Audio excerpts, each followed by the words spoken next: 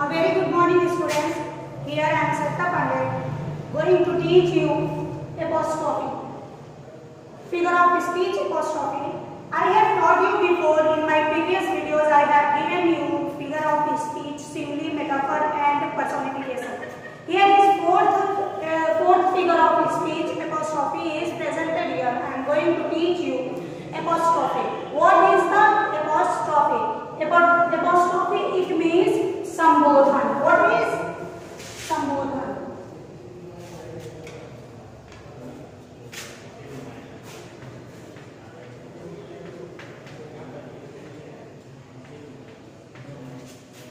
It means sambodhan. ठीक है? तो I have taught you what is the figure of speech.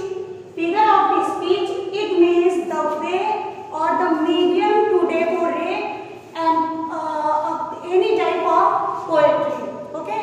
Any type of poetry section. If we want to decorate and if we want to speak my words, if we want to speak my words, okay, in a new way or decorative way, so we have to use different type of figure of speech. Okay? अगर हम अपने वाक्य को, अपने काव्य को किसी अलग-अलग तरीके से सजाना चाहते हैं, अलग-अलग तरीके से कहना चाहते हैं, तो उसके हमारे कई माध्यम हैं, जिसको मैंने आपके पहले वीडियोस में पढ़ाया है। जिसमें एक माध्यम आपको मैंने बताया है, सिमिली बताया है, जिसमें लाइक, एज, सो एक्सेट्रा यूज हुआ है। जो दूसरा वे मैंने बताया आप लोगों को, वो मेटाफर है, जिसमें उस चीज को, किसी भी पर्सन को वो चीज मान ली जाती है, जिससे उसकी तुलना होती है। जो थर्ड वे था वो आपका पर्सोनिफिकेशन था, जिसमें किसी निर्जीव चीज को एकदम हम बिल्कुल व्यक्ति की तरह से मान लेते हैं, लिविंग थिंग्स की तरह से मान लेते हैं। And our the fourth thing is in our intermediate classes 11th and 12th. Of course, figure of speech is necessary for both the classes 11th and 12th. So the fourth mentioned from UP board, the fourth figure of speech is apostrophe. यानी चौथा figure of speech जो है हमारा क्या है, संबोधन है। अब देखिए यहाँ पे अगर मैं कहती हूँ, फॉर एग्जाम्पल, एक एग्जाम्पल मैं आप लोग को दे रही हूँ कि ओ देख, stop there, outside of my door, stop there, don't come here, it's my paradise where my parents live। मैं अगर आपको एग्जाम्पल कहती हूँ, हे मृत्यु तुम वहीं रुक जाओ, तो यहाँ पे थोड़ा सा ध्यान देने वाली बात है, बहुत बारीक चीजें हैं कि यहाँ पे डेथ को क्या किया जा रहा है, रोका जा रहा है, यानी लिविंग माना जा रहा है, मृत्यु को लिविंग माना जा रहा है, और कहा जा रहा है रुक जाओ, वहीं पे क्या करो, रुक जाओ। तो इट मीन्स क्या है कि उसको लिविंग माना जा रहा है। तो ये तो आपका पर्सोनिफिकेशन था, लेकिन अगर लिविंग मानते हुए उसको एड्रेस कर दो, उसको संबोधित कर दो, एड्रेस इट मीन्स क्या,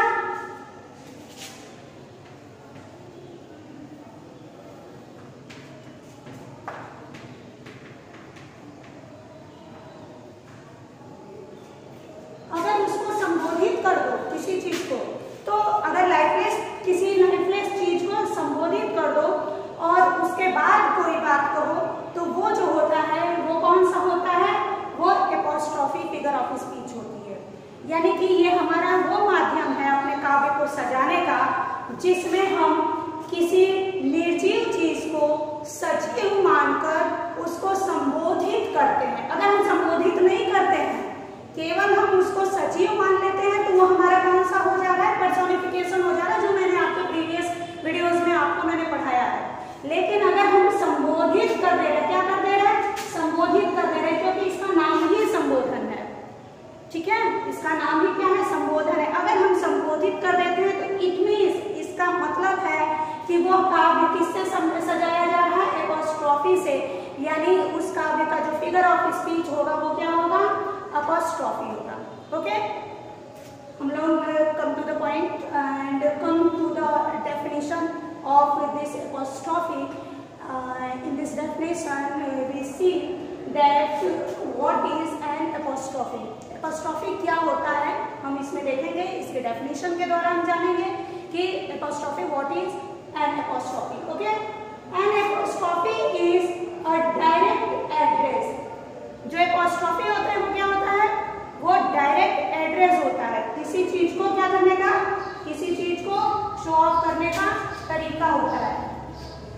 एड्रेस टू डेड, क्या होता है, टू डेड, यानी जो मृतक रहता है, मृतक जीव को भी क्या करते हैं, एड्रेस करते हैं टू द एब्सेंट, यानी कि किसी मरे हुए व्यक्ति को क्या करते हैं, उसकी एब्सेंसी में क्या करते हैं, एड्रेस करते हैं, और टू अ पर्सोनिफाइड ऑब्जेक्ट और आइडिया, या पर्सोनिफाइड करते हैं, पर्सोनिफाइड यानी कि मानवीकरण करते हैं किसी ऑब्जेक्ट को, किसी चीज को, या किसी आइडिया को, किसी विचार को मनुष्य मान के या जीवित मान के या लिविंग थिंग्स मान के हम उसको क्या करते हैं, हम उसको एड्रेस करते हैं। ठीक है, अब हम एग्जांपल इसका देखते हैं।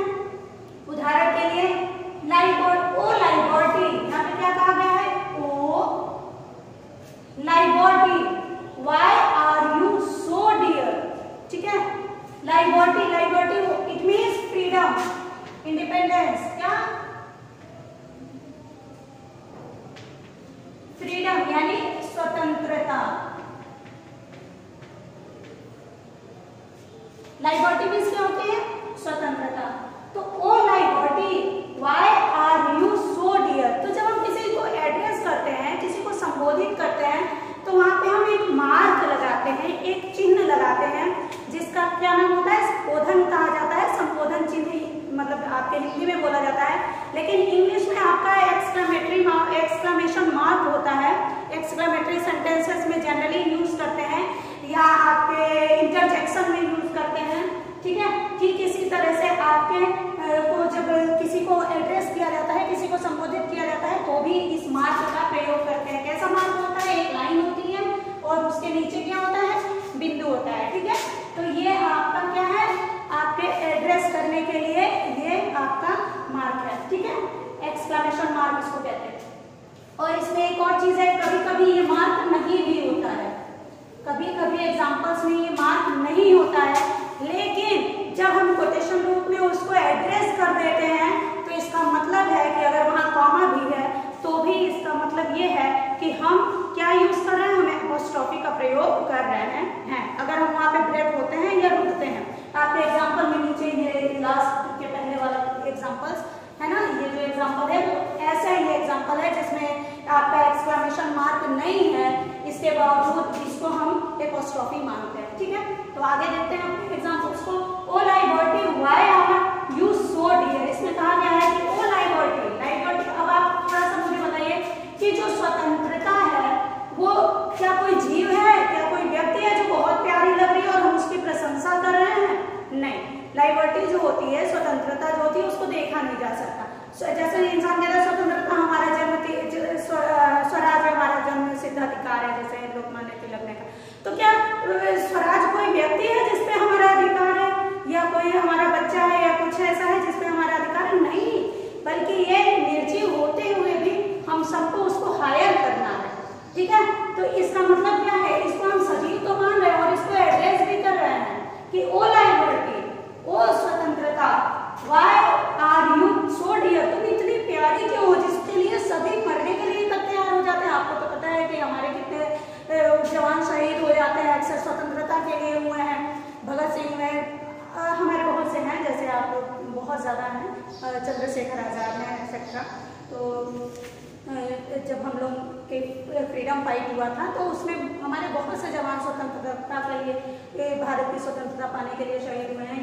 तो आपको पता है, तो उसी में ये लाइबर्टी का भी यहाँ पे इसीलिए प्रयोग है कहीं के लिए भी कि स्वतंत्रता तुम इतनी प्रिय क्यों हो जिसके लिए लोग मरने के लिए तैयार हो जा रहे हैं। तो यानी कि यहाँ पे एक व्यक्ति मान के उसको एड्रेस किया जा रहा है कि ओ लाइबर्टी। अब दूसरा एग्जाम्पल हम देखते हैं, ओ डेथ कम सून, हे मृत्यु जल्दी आना।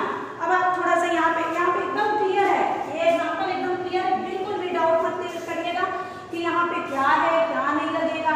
सीधा सीधा आप क्या करिएगा, अपोस्ट्रोफी का वो लगा दीजिएगा। अगर आपके एग्जाम में लिखने के लिए आएगा कि identify this figure of speech, तो आप फटाक से कर दीजिएगा अपोस्ट्रोफी, इसमें आपको कोई भी डाउट संदेह नहीं होना चाहिए, क्योंकि यहाँ पे सीधा कह रहा है ओ दे, हे मृत्यु कम सून, है ना, जल्दी आना, यानी कि जल्दी आओ, हे मृत्यु जल्दी आओ।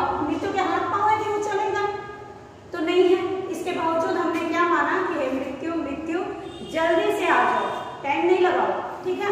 आने का काम किसका होगा? जो सजीव होगा ऑब्वियसली वही आएगा, निर्जीव तो आएगा नहीं। तो यहाँ पे डेथ को हम सजीव मान ले रहे हैं, लेकिन साथ में केवल सजीव नहीं मान रहे बल्कि हम उसको एड्रेस भी कर रहे हैं, उसको हम क्या कर रहे हैं? संबोधित भी कर रहे हैं, ठीक है। Now O solitude where are thy charm, okay, where are thy charm, your charm, है ना। that says has seen in thy face, अगर सेज में देखिए, सेज काइंड ऑफ प्लांट्स भी होता है। सेज का मतलब आपके जो बेड होता है, बेड ऑफ फ्लावर्स, उसको भी सेज कहते हैं इन हिंदी, सेज, ठीक है, फूलों की सेज। लेकिन यहाँ पे आपका that says have seen, yes संत भी कहा जाता है, ऋषि मुनि वगैरह की मीनिंग भी क्या होती है? सेज होती है। तो यानी कि अगर आपका फेस किसी ने देख लिया है ना, अगर आपका फेस किसी ने, अब यहाँ पे सेज आप प्लांट से भी लगा सकते हो और आप ऋषि से भी लगा सकते हो, ऋषि से। तो अगर आपका कोई भी एनीवन, अगर आपका कोई भी व्यक्ति फेस देख लिया तो तुम्हारी सुंदरता कहाँ रही? इसको कहा जा रहा है सॉलिट्यूड को, एकांत को। यानी अगर मैं एकांत में बैठा हूँ या बैठी हूँ और कोई व्यक्ति आ गया, ठीक है, कोई व्यक्ति उधर से आ गया तो हमारी एकांतता कहाँ रही? ऑब्वियसली वो डिस्टर्ब हो गई।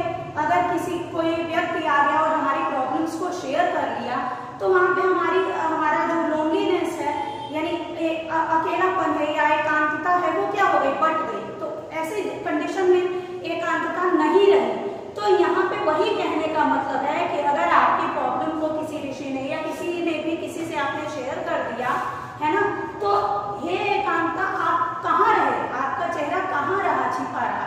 क्योंकि आपको तो लोग ने डिस्टर्ब कर दिया। तो वो सॉलिट्यूड वही कहा जा रहा है, एकांत, ये अकेलेपन। वेयर thy charms, तो तुम्हारी वो सुंदरता कहाँ रही है ना, अगर आपको किसी ने डिस्टर्ब कर दिया। Now another example, O grave, where is thy victory? O grave, grave यानी कि आप as you know कब्र, grave मीन्स क्या होता है? कब्र होता है, ठीक है। grave मीन्स कब्र, solitude मीन्स एकांत, death means as you know मृत्यु, liberty, freedom, ठीक है। तो ग्रेव, वो ग्रेव, अब यहाँ पे देखिए ग्रेव, कब्र, ये बताइए कब्र को क्या बुलाया जा सकता है? कब्र उठ के आ जाएगा? या हम कह रहे हैं वो कब्र मेरी बात सुनो, तो क्या कब्र को सुनाई देगा? नहीं सुनाई देगा। इनमें से कोई भी चीज सुन नहीं सकती है। लाइबर्टी को भी सुना के बोला जा रहा है कि तुम इतने अच्छे क्यों हो, जबकि वो सुन नहीं सकता। लेकिन डेथ को भी एड्रेस किया जा रहा है, यहाँ पे सॉलिट्यूड को भी किया जा रहा है, जबकि ये सब कुछ सुन नहीं सकते फिर भी इनको बताया जा रहा है। तो इट मीन्स क्या किया जा रहा है? इट मीन्स आपका एपोस्ट्रोफी, यानी उनको संबोधित किया जा रहा है। यहाँ पे ये काव्य के कहने का तरीका है, कौन सा तरीका? संबोधन का तरीका, ठीक है। O grave, where is thy victory, तुम्हारी विजय कहाँ है? नेक्स्ट देखते हैं, ओ जूलियस सीजर, आपको पता है Julius Caesar written by William Shakespeare, as you know famous dramatist and famous poet also, as you know, है ना, mercy has written by Shakespeare also, तो आप जानते हो, ठीक है। फिलहाल वो एक ग्रेट ड्रामाटिस्ट के रूप में ज्यादा अधिक जाने जाते हैं। तो ओ जूलियस सीजर, उनकी एक फेमस बुक है ट्रेजेडी, उनकी एक फेमस ट्रेजेडी है जूलियस सीजर, ठीक है, वहीं से ये लिया गया है। O Julius Caesar, thou art it means are mighty yet, है ना, तुम अभी भी शक्तिशाली हो। क्या हो? ये जूलियस सीजर, आपको पता है कि जूलियस सीजर कुछ समय बाद मर जाता है, फिर उसका थोड़ा सा वो है, स्टोरी आप पढ़ेंगे तो आपको क्लियर हो जाएगा। तो यहाँ पे कहा गया है कि वो जूलियस सीजर दाउ आर्ट, जबकि वो नहीं है, जूलियस सीजर है नहीं, जितना नहीं। इसके बावजूद कहा गया है कि तुम अभी भी शक्तिशाली हो,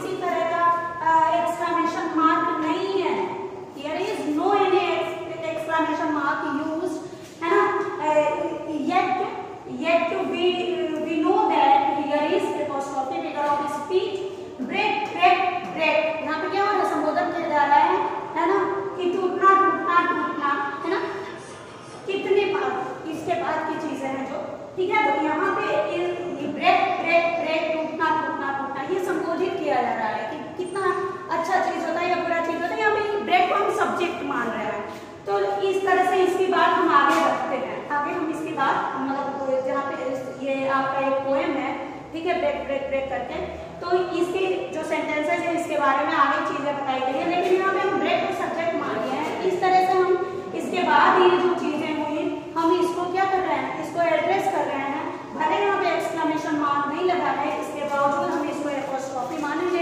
डोंट बी कंफ्यूज, बिल्कुल भी कंफ्यूज मत होइएगा आप लोग, और इसको क्लियरली क्या मानिएगा, इसको एपोस्ट्रोफी ही मानिएगा, ठीक है। ये मत सोचिएगा कि यहाँ पे को मार्क नहीं है, एक्सक्लेमेशन मार्क नहीं है तो इसका मतलब है कि नहीं होगा। लास्ट पढ़ाते रहिए।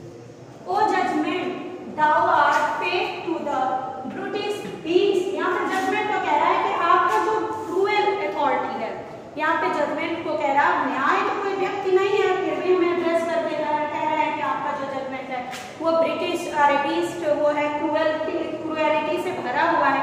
तो इसका मतलब ये सारी जो चीजें हैं, जैसे डेथ है, ये सॉलिट्यूड है, ग्रेव है, जूलियस सीजर है, ब्रेक ब्रेक ब्रेक है और जजमेंट है, इन सबको हमने क्या मान लिया है, हमने एक लिविंग थिंग्स की तरह से मान लिया है। और अगर हम सिर्फ लिविंग थिंग्स मान लेते तो वो पर्सोनिफिकेशन हो जाता, लेकिन यहाँ पे क्या है, पर्सोनिफिकेशन नहीं है, बल्कि ये क्या कहा गया है, यहाँ पे संबोधित भी किया गया है, संबोधित भी किया गया है। इसलिए this examples will be examples of apostrophe, figure of speech apostrophe.